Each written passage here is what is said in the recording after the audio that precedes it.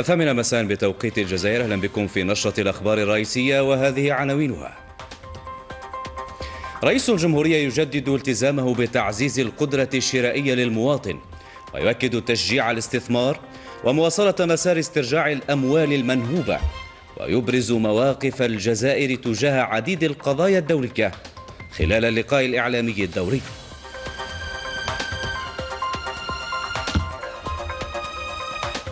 التأكيد على بلوغ الاحترافية في جهاز الشرطة في ظل الاحترام التام لحقوق المواطن ومصلحة الوطن خلال حفل تخرج دفعة موحدة لتعزيز العمل الشرطي من البليدة.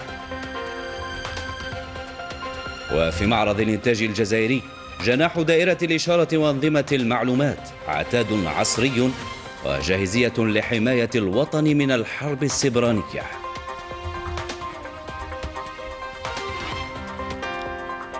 وتحسبا لاستضافة الجزائر لمنافسات شان 2022، تهيئة واسعة لملعب شنيور سيد العربي بوهران لاستقبال الفرق المشاركة.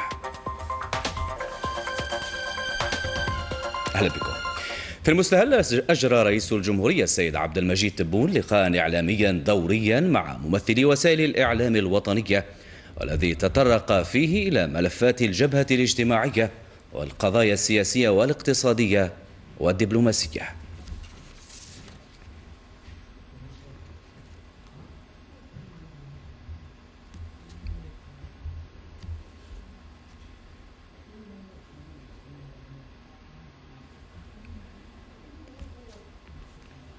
اللقاء الإعلامي الدوري الذي أجراه السيد الرئيس تتابعونه كاملا عقب نشرتنا ابتداء من الساعة 8:30 على قنوات التلفزيون الجزائري والقنوات الإذاعية الوطنية والقنوات الخاصة. في النشاط البرلماني ترأس إبراهيم بوغالي رئيس المجلس الشعبي الوطني اجتماعا لمكتب المجلس خصص لدراسة التعديلات المقترحة على مشروع القانون المعدل والمتمم للقانون المتعلق بالوقاية من تبييض الأموال وتمويل الإرهاب ومكافحتهما، إلى جانب دراسة طلبات تنظيم أيام برلمانية ودراسية. برلمانيا دائما استأنف اليوم المجلس الشعبي الوطني أشغاله في جلسة عامة خصصت لطرح أسئلة شفوية على عدد من القطاعات تتعلق بالشؤون الدينية والأوقاف، الشباب والرياضة، الأشغال العمومية والري والمنشآت القاعدية، السكن والعمران والمدينة، إضافة إلى قطاعات المالية، الفلاحة والتنمية الريفية والنقل.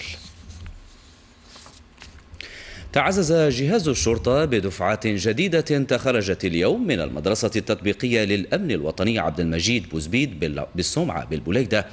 مراسم حفل التخرج أشرف عليها وزير الداخلية والجماعات المحلية والتهيئة العمرانية إبراهيم راد رفقة المدير العام للأمن الوطني فريد بن شيخ بحضور وزير التعليم العالي والبحث العلمي ووسيط الجمهورية مجيد عمور جواجدي.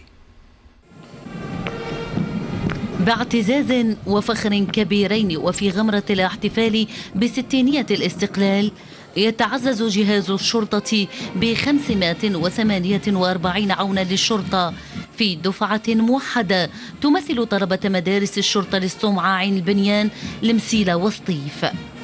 الحفل كان كبيرا وأبان على الاحترافية العالية لجهاز الشرطة ولما توليه الدولة من دعم لبرامج التكوين الحديثة واستثمار المؤهلات والكفاءات لتنمية العنصر البشري وتسخير كل الإمكانات بهدف التصدي لكل أشكال الجريمة في ظل الاحترام التام للحقوق والحريات بما يضمن حماية الوطن والمواطن.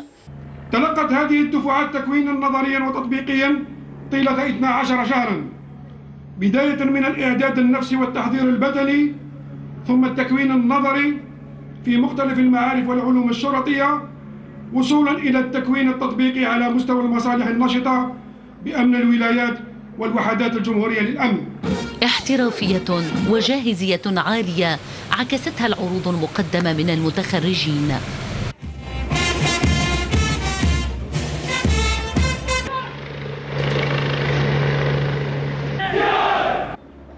في تأدية مهامه والمحفوفة عموما بشتى المخاطر. كانت ظروف التكوين جد حسنة، حيث كانت مدة التكوين 12 شهر في شطره النظري وشطره الميداني. كسبنا خلالها عدة معارف، أما الاستغناء عن الغطاء المدني والاكتساء بالزي الشرطي بمختلف مكوناته ومقوماته الأمنية والقانونية.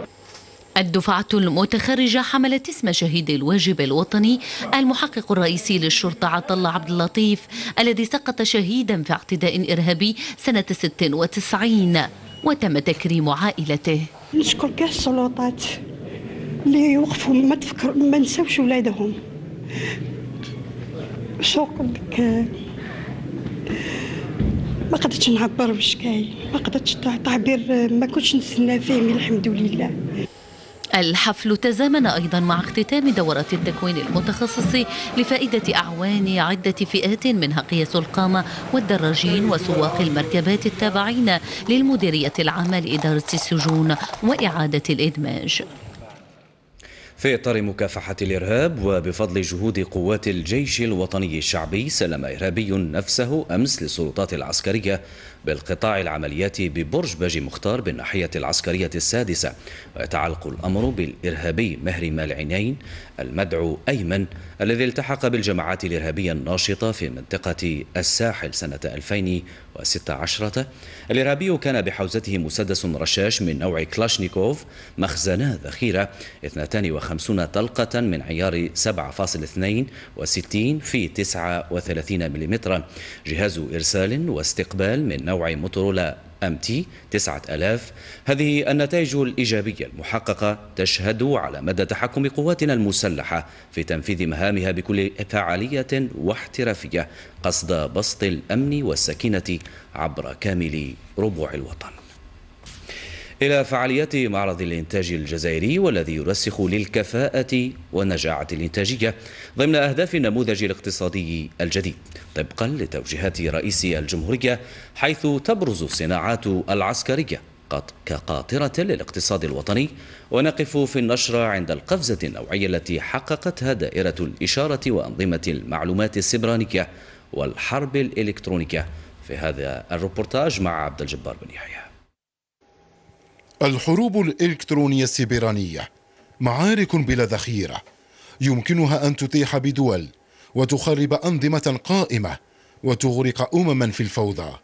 تملك الجزائر قدرات هجومية ودفاعية حصينة تمنع كل قنوات التجسس والاستخبار من الاختراق. تقوم المؤسسة المركزية لتجديد عتاد الإشارة بتصميم وتركيب وتصنيع أجهزة إشارة وأنظمة المعلومات وفقا لمعايير دولية، وكل هذا بكفاءات جزائرية خريجي مدارس العسكرية والجامعات الجزائرية. تتجند أطراف التآمر وتتعدد أساليب الحرب السبرانية على الجزائر، لكنها محاولات يائسة تجهدها المنظومة العسكرية المتطورة للجيش الوطني الشعبي. نقوم على مستوى المؤسسة بإنتاج الألياف البصرية ومختلف أنواع كوابل الألياف البصرية المرنة ذات الاستعمال الداخلي والمتينة ذات الاستعمال الخارجي. نقوم بإنتاج الألياف البصرية لفائدة وحدات الجيش الوطني الشعبي من أجل ربطها بشبكات الإعلام الآلي والإشارة ومختلف استعمالات الألياف البصرية.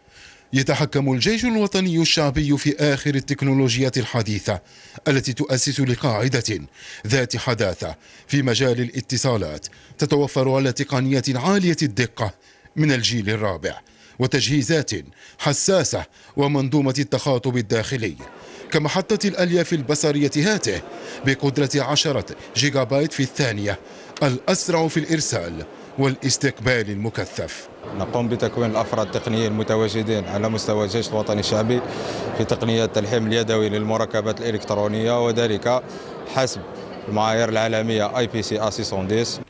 دائرة الإشارة وأنظمة المعلومات عين الجيش الوطني الشعبي، اليقظة في خطوط الدفاع المتأهب. وفي الشأن الاقتصادي، وفي تصريح حصري للتلفزيون الجزائري، كشف المدير العام بالنيابة للوكالة الجزائرية لترقية الاستثمار عمر ركاش عن إطلاق 434 مشروعا منذ الإطلاق الرسمي للوكالة، كما بلغ عدد المشاريع التي أطلقت بالشراكة مع الأجانب 11 مشروعا. في الفترة الممتدة بين 1 نوفمبر 2022 و 15 ديسمبر، يعني في شهر ونصف، تم تسجيل 434 مشروع بمبلغ إجمالي يفوق 93 مليار دينار مصرح بها من طرف أصحاب هذه المشاريع الاستثمارية. تم خلالها الالتزام بخلق أكثر من 10,200 منصب عمل، يعني هذه بداية مشجعة. تبعا لتوجيهات رئيس الجمهورية في مجال الرفع من القدرات الإنتاجية في مجال الصناعة الصيدلانية وشبه الصيدلانية لبلوغ صناعة صيدلانية تحمي السيادة الوطنية في مجال الصحة، يعد مصنع الأدوية الجنيسة الخاصة بالمناعة الذاتية بالأخضرية بولاية البويرة واحدا من المشاريع الاستثمارية الواعدة الذي يشغل عشرات الشباب من خريجي الجامعات. نتابع مع آسيا غريب. هو واحد من المصانع الرائدة في مجال صناعة الأدوية الجنيسة بولاية البويرة، ينتج أدوية خاصة بالمناعة الذاتية، أمراض القلب والأمراض العقلية بجودة عالية تطابق معايير السلامة المعمول بها عالمياً. احنا عندنا لهنا نحرص على حماية الصحة العامة من خلال ضمان الجودة. عندنا فعالية وسلامة جميع الأدوية المصنعة هنا، والتأكد باللي جميع الأشخاص لازم يكونوا فورمي، المعنيين بصناعة الأدوية يكونوا ندربوهم على ثقافة الجودة. المصنع يشغل قرابة 80 شابا من خريجي الجامعات والمعاهد العليا. aujourd'hui راهو على 25% من لا كاباسيتي تاعو ان شاء الله. الانفستيسمون اللي درناه الى يومنا هذا رانا في 73 مليار، وان شاء الله نزيدوا باش يكون كما يقول لك يرتفع التصنيع تاعو. لازم نديروا ثاني انفستيسمون تاع 30 مليار ان شاء الله. تحصي ولايه البويره في ميدان الصناعه الصيدلانيه والشبه الصيدلانيه حوالي 13 مشروع. من هذا 13 مشروع كاين 6 مشاريع ناشطة تشغل حوالي 800 إلى 900 عامل في مختلف التخصصات في الميدان من أبناء المنطقة من خريجي الجامعات وغيرها. مشروعين قيد الإنجاز واللي إن شاء الله هيكون الانطلاقة تاعهم في غضون الأيام القادمة. 5 مشاريع تنتظر الإجراءات الإدارية من تراخيص وإجراءات إدارية. القدرة الإجمالية للمصنع تصل إلى 29 مليون علبة سنويا ما بين أقراص وكبسولات. هذا النوع من المشاريع من شأنه مجابهة مشكل ندرة الأدوية، الرفع من القدرة الإنتاجية وإمكانية التصدير نحو الخارج. وللتكفل الأمثل بالمرضى، كذا وزير الصحة عبد الحق سايحي من مستشفى بن مسوس بالعاصمة أن عملية رقمنة المستشفيات ستعمم عبر الوطن قبل شهر جوان 2023، مشيرا إلى أن رقمنة القطاع سيصاحبها إجراءات تسهيلية أخرى كالولوج للخدمات الطبية واللوجستية، إجراءات توفر الوقت والعناء على المرضى والطواقم الطبية.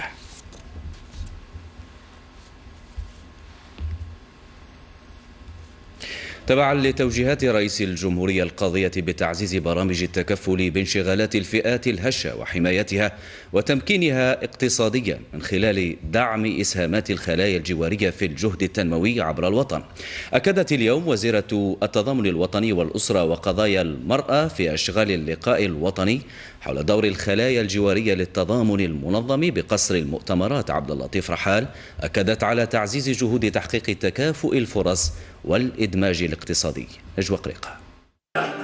275 خلية جوارية للتضامن على المستوى الوطني تعمل بتأطير من وكالة التنمية الاجتماعية وبالتنسيق مع الجماعات المحلية للتكفل بالفئات الهشة وتمكينها اقتصاديا. يولي قطاع التضامن الوطني والأسرة وقضايا المرأة بالغ الاهتمام بالفئات السكانية المتواجدة عبر هذه المناطق من خلال استهدافهم بالبرامج التي تحقق لهم الإدماج الاجتماعي والتمكين الاقتصادي عبر آليات الدعم المختلفة.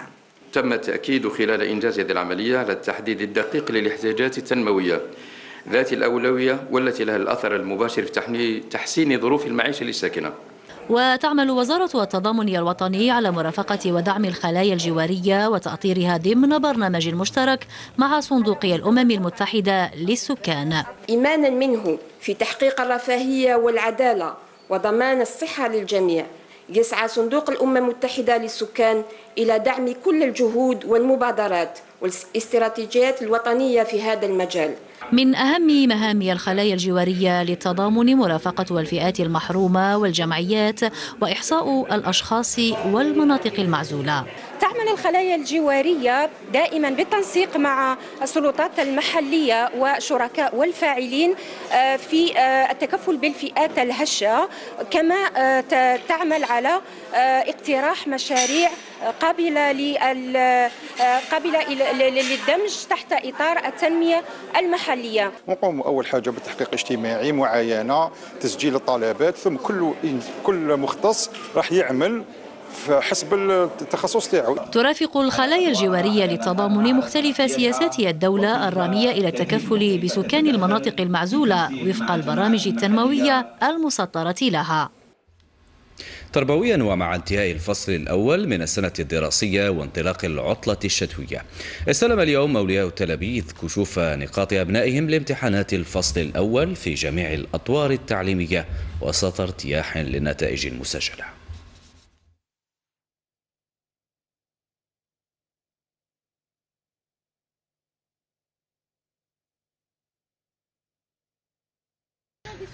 Bon, dans l'ensemble, ça va. Dans l'ensemble, ça l'a bien travaillé. Mais le plus intéressant, c'est le bac. Inch'Allah, ya Rabbi يوفقها لي في الباك إن شاء الله وجميع البنات وجميع واحد يجوز الباك. من النتائج مرضية، والنتائج على كل حال رانا كأولياء على بالنا ولادنا واش راهم يخدموا، بيسك على بالنا الوتيرة تاع العمل تاعهم، والحمد لله بون النتائج قريب يعني على حساب واش رانا نخمو في المستوى. اللي ما خدمش إن شاء الله يخدم. الفصل الثاني ماشي سي با غاف، الفصل الثاني ان شاء الله يعاودوا يطلعوا في المعدل وخلاص تعلموا. في موضوع آخر، وضمن الاستعدادات الجارية لاستضافة الجزائر لمنافسات بطولة الأمم الإفريقية للاعبين المحليين شان 2022، يشهد ملعب شنيور سيدي العربي بوهران عملية تهيئة تشمل تجهيزه بالأضواء الكاشفة لاحتضان تدريبات الفرق المشاركة. محمد لامين بقدوري. كغيره من الملاعب المعنية باحتضان البطولة الإفريقية للاعبين المحليين، صار ملعب شنيور محمد سيدي العربي جاهزا لاحتضان تدريبات منتخبات المجموعتين الرابعة والخامسة المبرمجة مبارياتها بولاية وهران. هذا الملعب يعني تم اختياره مؤخرا به يكون يعني كملعب ثالث لاحتضان يعني تدريبات النخب اللي راح تكون حاضره على مستوى ولايتنا. فيما يخص وهران راح تكون معنيه باحتضان يعني مجموعتين بثلاث نخب، دونك عندنا 6 نخب راح تكون حاضره هنا معنا. هذا الملعب اليوم راهو تنجم تقول راهو في 95%. احنا العشب هذا راهو تم غرسه مؤخرا وتم تحضيره ووضعه في المستوى خصيصا لتظاهره هذه، باعتبار انه احنا كان عندنا الهياكل تاعنا كانت موجوده سابقا اللي كانت تحت العاب البحر المتوسط في طبعتها 19، دونك عندنا لو ستاد دونور بليس لو تيران دريبليك على مستوى المركب الرياضي بليس هذا اللي راح يكون ان شاء الله يعني حتى هو معني باحتضان التدريبات. تهيئة شاملة في جميع المرافق وعملية تجديد واسعة عرفت أرضية ميدان هذا الملعب تحسبا للحدث القاري الذي تحتضنه الجزائر لأول مرة. المدرجات تشوف المدرجات المخدومين، الأضواء الكاشفة مخدومة جديدة، عودنا كل الأضواء الكاشفة عودناها باحترافية، كاين حتى 2000 واط اللي غادي يكون في المركب. العشب الاول ما كانش صالح، تعاود عشب طبيعي، وكذلك غرف الملابس اللي ما كانوش صالحين، غرف الملابس راهم في متهيين، غرف الملابس راه في عندهم كل الامكانيات الضروريه كاينين. مكاسب كبيره حققتها وهران على صعيد من خلال تنظيم الطبعه 19 لالعاب البحر الابيض المتوسط الصيف المنصرم، ما يؤهلها للمشاركه ايضا في تنظيم طبعه استثنائيه في بطوله افريقيا للاعبين المحليين الشهر القادم. إلى المقومات السياحية الصحراوية، ومع انطلاق فعاليات المهرجان الدولي لليالي مسرح الصحراء بأضرار، تأكيدا على تثمين هذه المقومات وتوفير عوامل تعزيز الأمن الثقافي الوطني. نتابع مع وهبة مزوج. المركب الرياضي 18 فبراير في أبها حلة تليق بالحدث الثقافي، هي ليالي مسرح الصحراء الدولي تشارك فيها دول عربية وأجنبية. هذه هي المرة الأولى اللي نأتي فيها إلى الجزائر، وهي المشاركة الأولى أيضا. صراحة أول ما وصلنا نحن تفاجئنا حقيقة بهذه الدولة الجميلة والمرحبية، يعني شعبها جدا مرحابي ومضياف. في هذا المهرجان في مدينة أضرار، فهذه أيضا من القيم الكبيرة التي نسعى لأن نكون شهود عليها. إنكم شعب رائع، ثقافة راقية، وأنا منبهر بعادات وتقاليد المنطقة. أشكر القائمين على هذه التظاهرة الجميلة والراقية. جمهور الأضرار ما شاء الله جمهور مسرحي بامتياز، جمهور كريم جدا. من حضارة توات العريقة رسمت هذه الفرق الفولكلورية لوحات فنية تحكي لنا عادات وتقاليد المنطقة التي أمتعت الجمهور. نتمنى أن يكون مهرجان مؤسس في أضرار، نتمنى كذلك أن يكون هذا المهرجان حوار كما يعني سميناه بين الفضاءات الصحراء والمسرح، حوار بيننا والآخر. هذه فرصة يعني ذهبية لنا كصحراء ولنا كجزائر أن نقدم أنفسنا بالشيء الذي يليق. ومن خلال هذا المهرجان يسعى المنظمون إلى الاستفادة من فضاء الصحراء في العرض المسرحي الذي يتماشى وخصوصية المنطقة. ونختم بعالم الفن السابع في معرض للعتاد السينمائي يرسخ لموروث سينمائي جزائري يمتد لأكثر من 40 سنة. المعرض من تنظيم جمعية أضواء بقسنطينة، ودليلتنا فيه ليندا شعبان. هي لحظات تعود بفنانين إلى وقت الزمن الجميل، زمن أبدع فيه جيل بعد جيل في مجال التمثيل ليكتب أسماءه بحروف من ذهب في سجل السينما الجزائرية التي أبدعت في إنتاج وإخراج الأفلام الثورية وكذا الفكاهية والدرامية. كي تشوفي الأرشيف والوثائق كل تاع السينما الجزائرية راهي موجودة هنا في هذا المعرض من خلال الصور، يعني الفنانين الكبار اللي احياوا المسرح والسينما والتلفزيون باش نخليو هذه التداوين، يعني الكتب الى اخره، للاجيال الحاضره والاجيال القادمه. انا كي شفتها رجعتني السنوات الوراء، عندنا حنين مع هذا الله يبارك. تشوفي الحجم نتاع الكاميرا اللي هذه اللي احنا خدمنا بها كل الأفلام في السابق. في 75 درنا ريح الجنوب، كان أول فيلم ليا بالنسبة لي ستا نوفو موند، سينما كاميرا. قاس يسمع بيا تيجي عندي أقرقاش، قالوا لي بلي زادوا عندك 3 دراري، إيه أفرح معايا كيف يا ربي الحمد لله ربي عطاهم لي. شوف أنت عندك 3 دراري وعندك الزهر، أنا ما عنديش، بصح أنا عندي السبة. واش من السبة؟ المرة تاعي كانت تقرا في الكتاب تاع لي 3 موسكوتير. كاميرات تعود بنا إلى أكثر من 40 سنة بكل أنواعها وتفاصيلها وتقنياتها التي رسخت أفلاما ثورية تروي بطولات وأمجاد الأجداد خلال الحقبة الاستعمارية. نخدموا به بزاف، مي دوك هذا الماتريال ما نقدروش نخدموا به. هذا سي لابوراتوار، سي تحميض، سي لا بيليكول، هيماتيك خليناه بور ليكسبوزيسيون. حنايا عندنا نحبوا لا بيليكول، نشوفوا الافلام هذيك درناهم بلا بيليكول خير من الافلام اللي راهم بالنيميريك.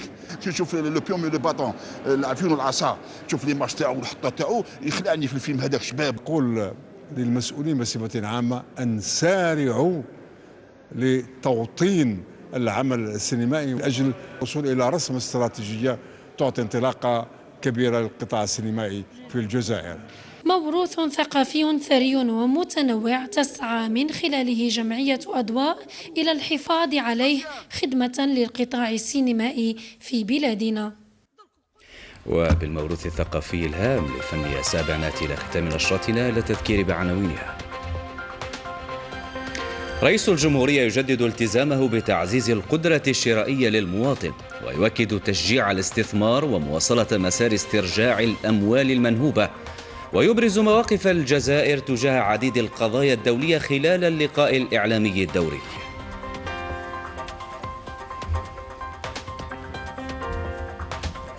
التأكيد على بلوغ الاحترافية في جهاز الشرطة في ظل الاحترام التام لحقوق المواطن ومصلحة الوطن خلال حفل تخرج دفعة موحدة لتعزيز العمل الشرطي من البليدة.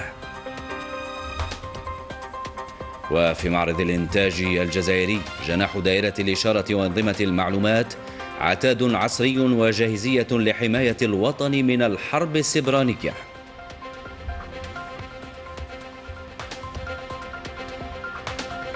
وتابعنا وتحسبا لاستضافة الجزائر لمنافسات شان 2022 تهيئة واسعة لملعب شنيور سيدي العربي بوهران لاستقبال الفرق المشاركة. إذا نذكر مشاهدينا الكرام أنه بإمكانكم متابعة اللقاء الإعلامي الدوري الذي أجراه رئيس الجمهورية مع وسائل الإعلام الوطنية عقب هذه النشرة في حدود الساعة 8:30 على قنوات التلفزيون الجزائري والقنوات الإذاعية الوطنية والقنوات الخاصة. إلى هنا نأتي إلى طي أوراق نشرتنا. شكرا لكم على طيب المتابعة. سلام الله عليكم.